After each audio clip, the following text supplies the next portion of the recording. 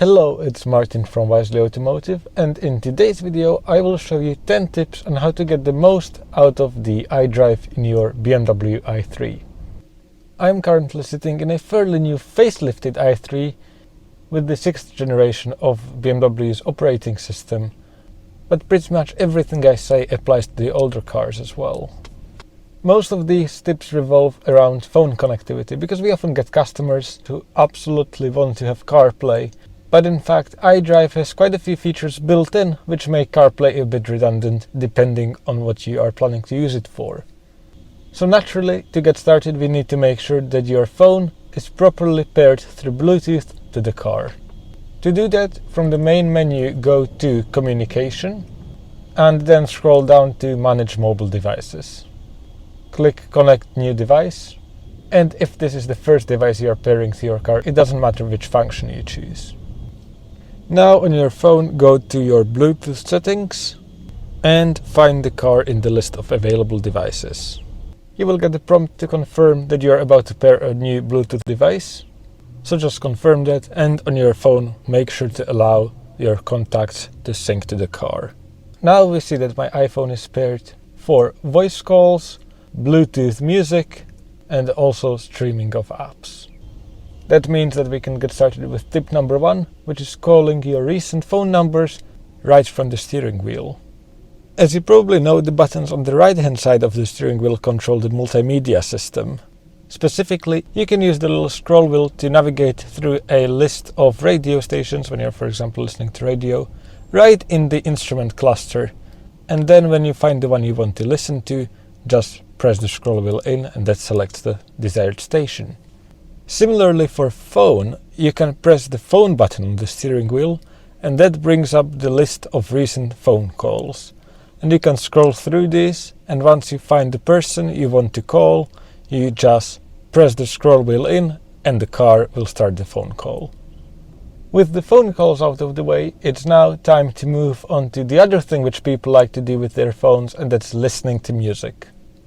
All i3s come with Bluetooth as standard, so we can stream any audio from your phone into the car's speakers. But if you are, for example, a Spotify user and you want full control of your music right from the car's display, that's actually possible, even without CarPlay. The vehicle needs to be equipped with an option called BMW Apps. I think it used to be an optional extra in the past, but now it comes built in as standard. To get your tunes going, simply open Spotify and make sure that the car is selected as the volume output, just like you would normally do when you are listening to music from your phone. Now go to Media, and in the list of sources, Spotify should appear. Tap that, and not only do you see information about the currently playing song, but you can also access your recently played songs, your entire library, or you can search for something entirely new. So if I want to listen to AC/DC, I can just start putting that in, and the system can automatically predict that I want to listen to AC/DC. The third thing which phones are great for in the car is navigation. The BMW navigation is actually fairly good, but a lot of people just find it too cumbersome to put in the destination, especially if you don't know the postcode or the exact address of where you are going. However, if the car has an active BMW online package, not only can you find an exact destination online, you can do all of that through voice. So let's say that I want to navigate to Tesco in Surrey Quays, which is fairly close to our showroom. Just look, I press the voice control button on the steering wheel. Online search. Online search. Please say the desired point of interest. Tesco, Surrey Quays.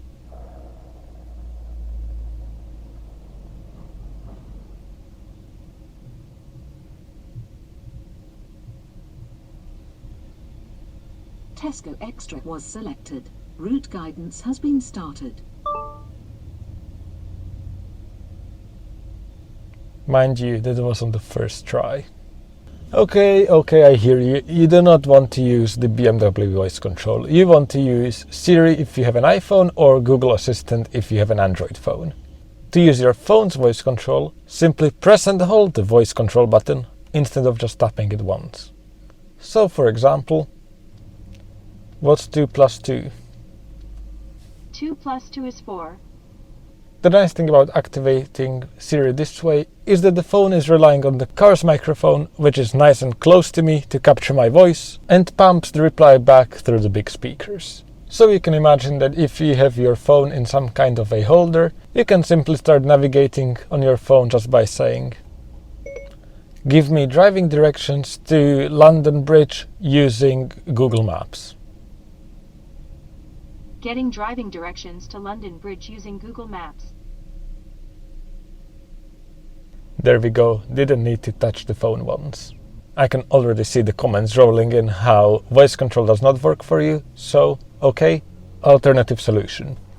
If you are in any text field in the iDrive operating system, such as when you're putting in a new destination, you can do so the old-fashioned way by selecting letter by letter, or if your car is equipped with the professional sat-nav, you can use the top surface of the rotary iDrive controller as a touchpad to scribble letters in.